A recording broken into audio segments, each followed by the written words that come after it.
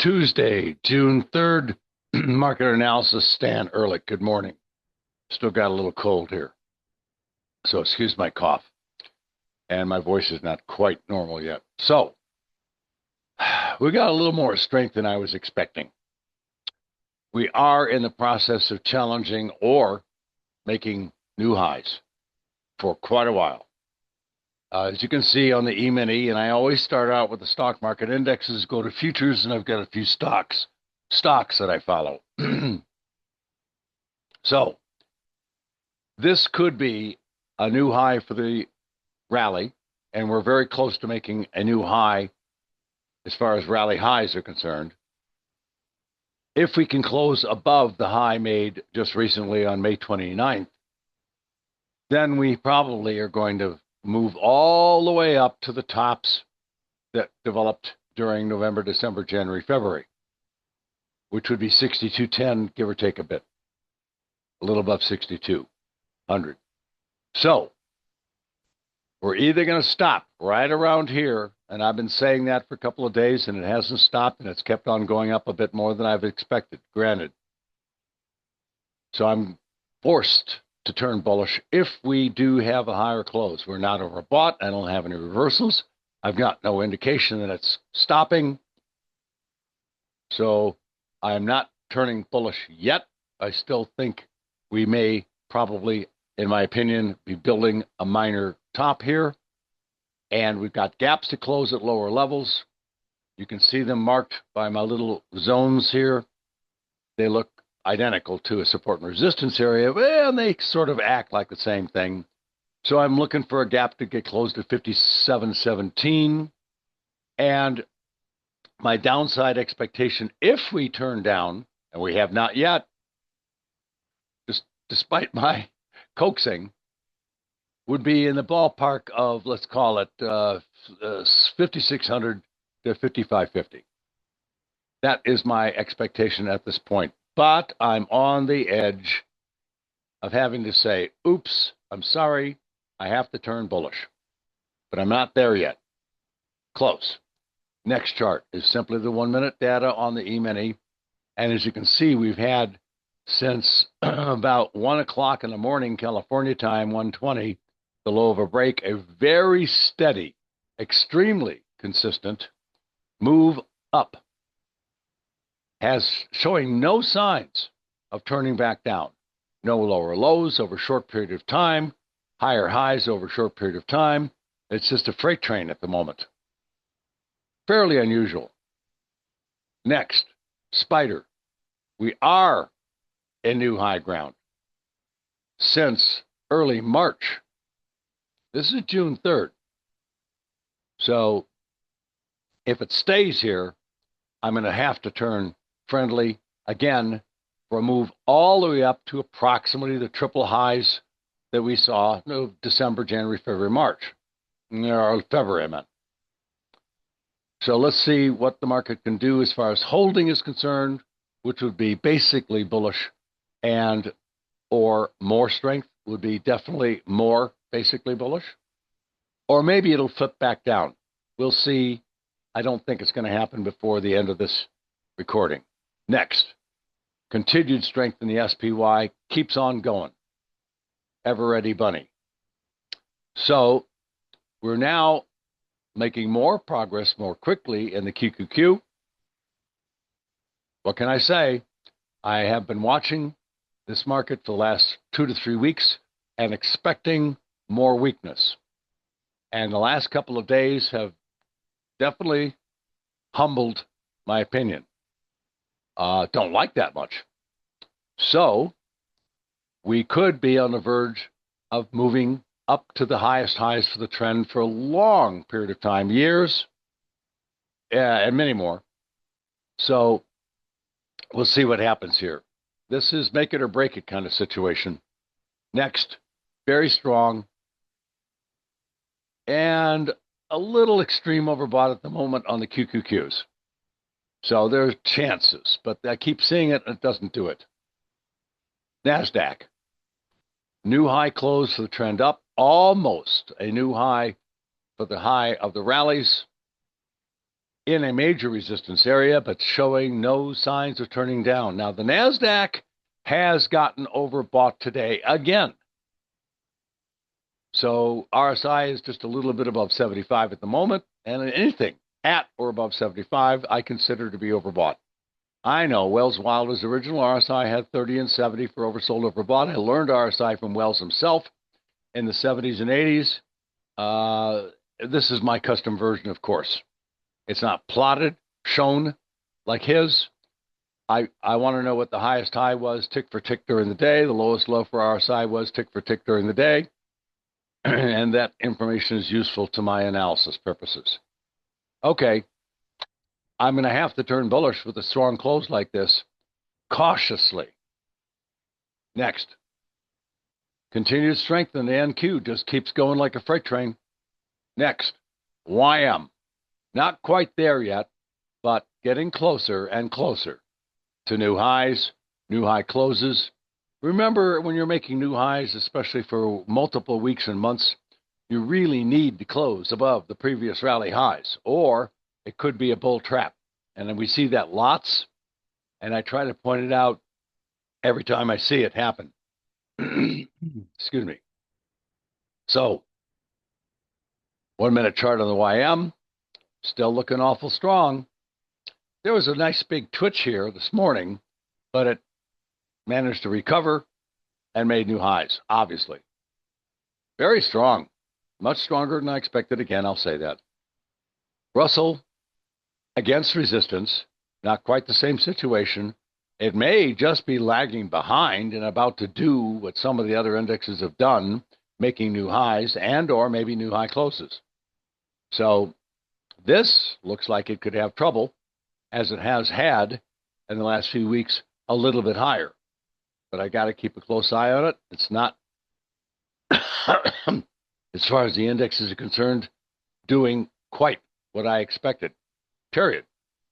Russell, 1 minute chart. Keeps on going. Now, bonds. Were significantly higher this morning. Now they're down very slightly, but it's still a doji inside trading range day.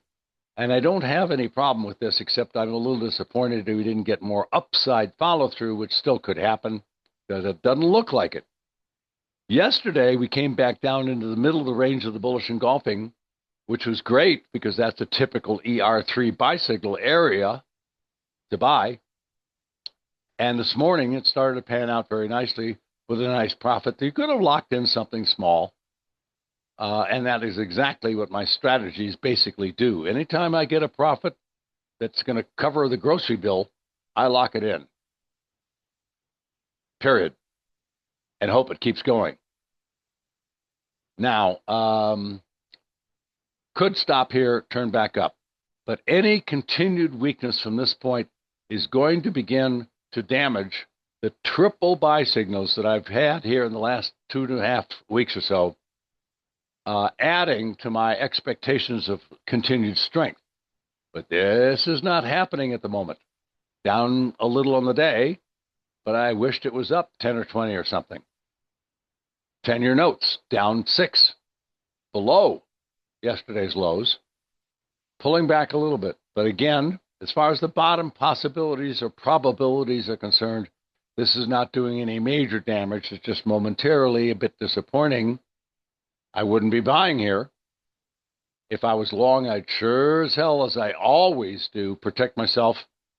We don't take big losses. They could be totally crippling, and that is what neophyte traders do, unfortunately.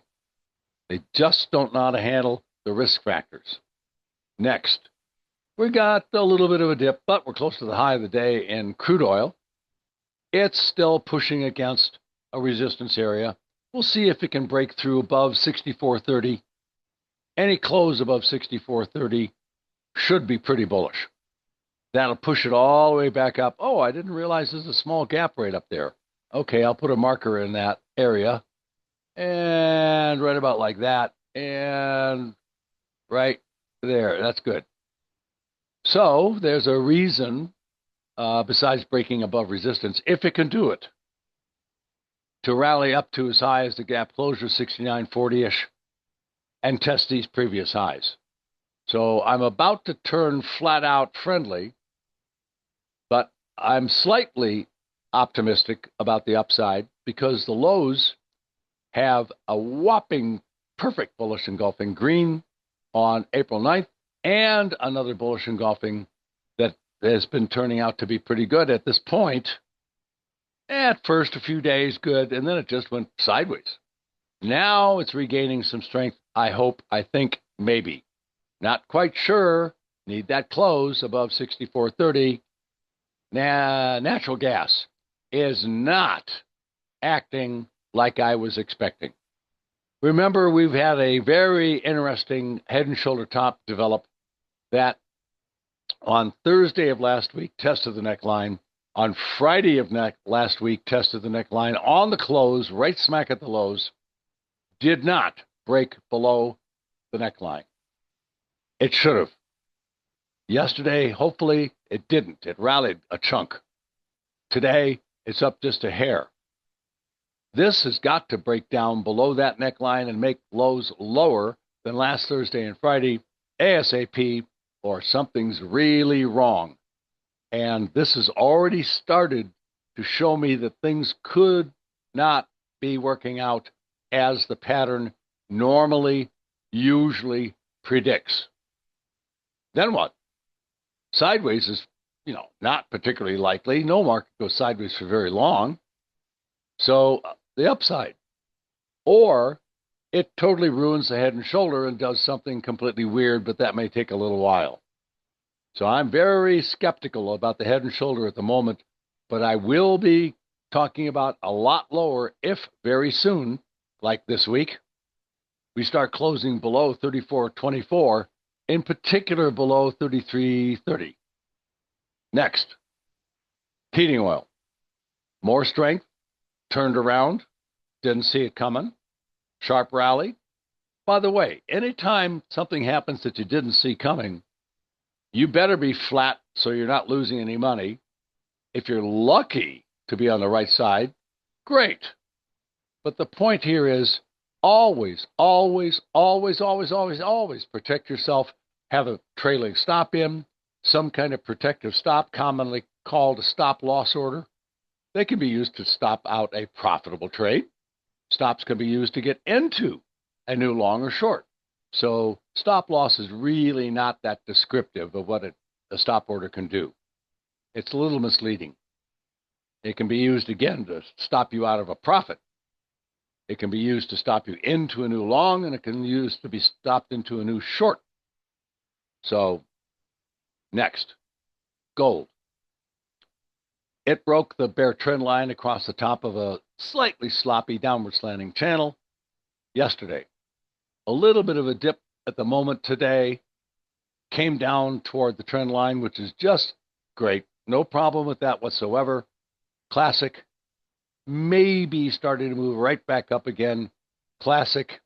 At this point, I'm looking for a new high above today's high, a test of the recent high back on May 7th, and very possibly look at the trend.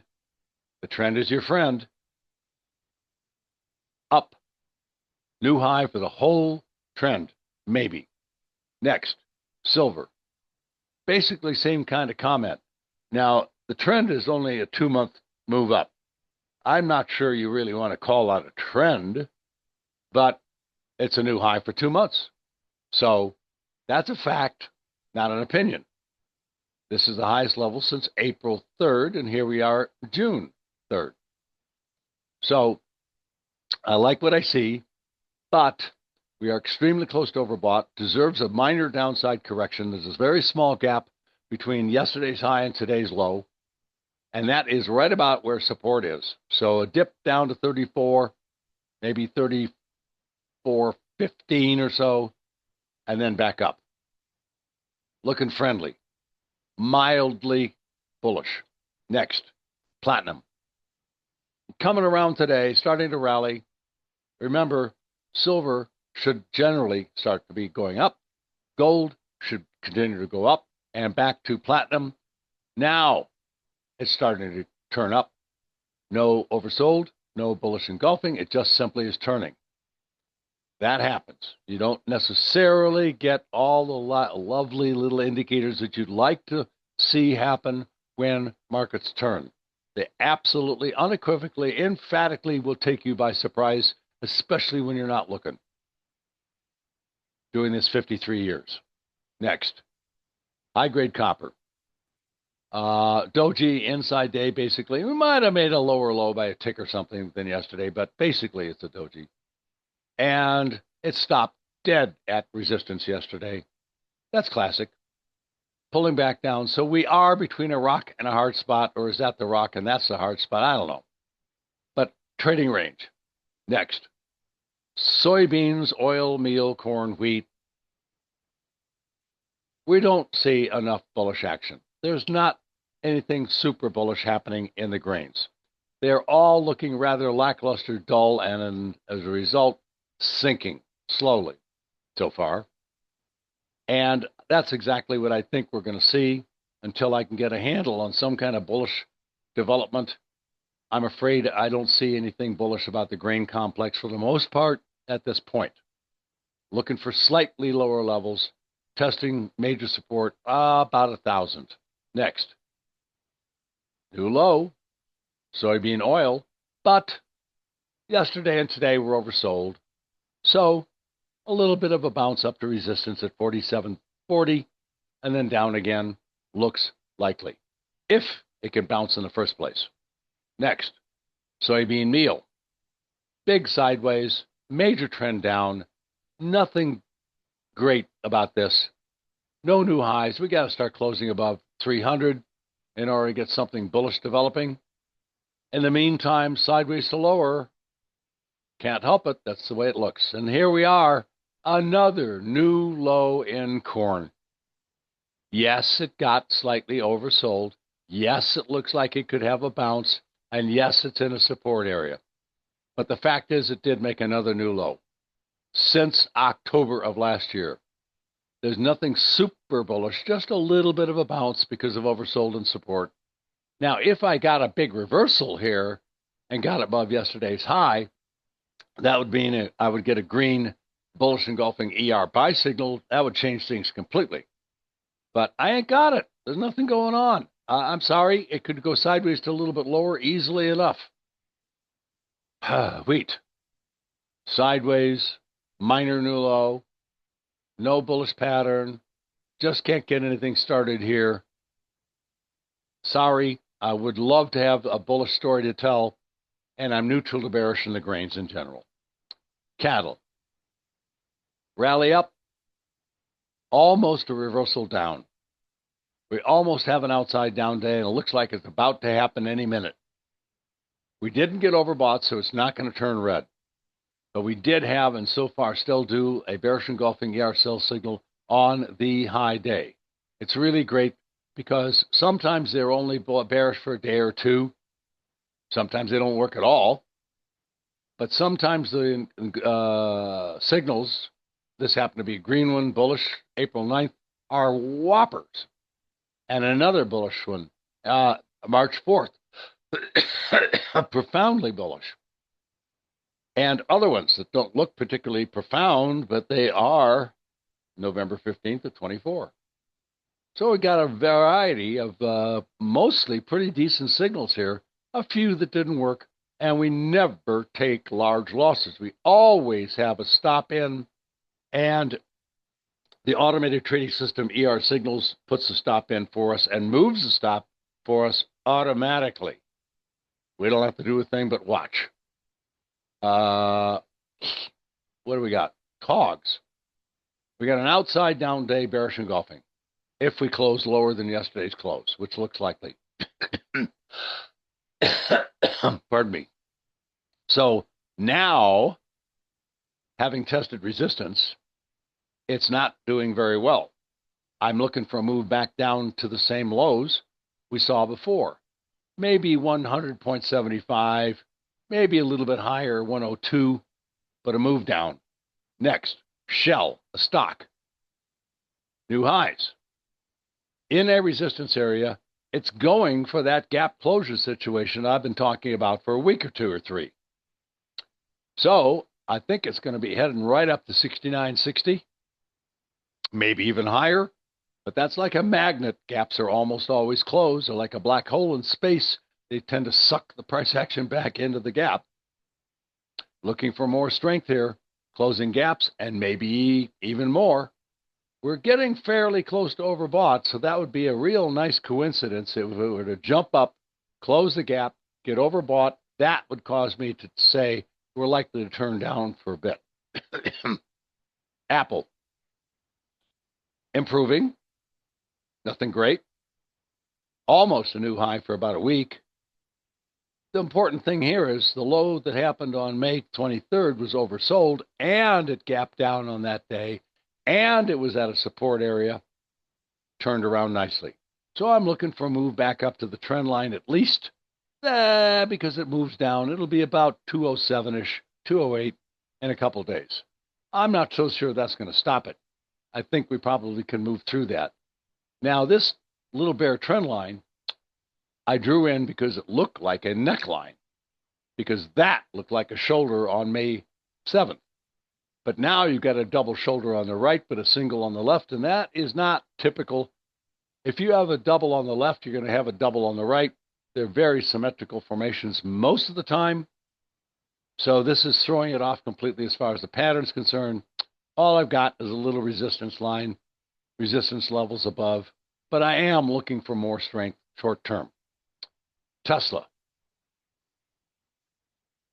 What can I say? A little support held at yesterday's lows, the lows that we saw a week or so earlier. A little bit of a bounce today. I wouldn't be surprised if it were to make new highs for the move now. It passed the test as far as support is concerned. I know there's gaps to close underneath the market. Can't forget that. But we obviously have to close below 331.1 in order to start moving down to close the gap at 306 and maybe test a support area at 290. Those two levels wouldn't surprise me, but again, you've got to close below 330. Let's call it 331. And Carvana, overbought now for several days. I think it may have gapped up, or maybe there's no gap at all. Yesterday's high was 332 flat. Today's low is 332.30. There's a 30-cent gap between today's low and yesterday's high. And we're overbought. This could be what we call an exhaustion gap. If that's true, the gap will stay a gap on the close, but tomorrow it's going to start to drop and come down probably at a minimum to 312. Yep. And very likely 292.50 and maybe even a bit further. I'm not turning bearish. I'm turning downside correction and an uptrend. E-mini again, hanging on very well, up 4 points for the day, probably right around its high. Oh, yeah, definitely. And real close.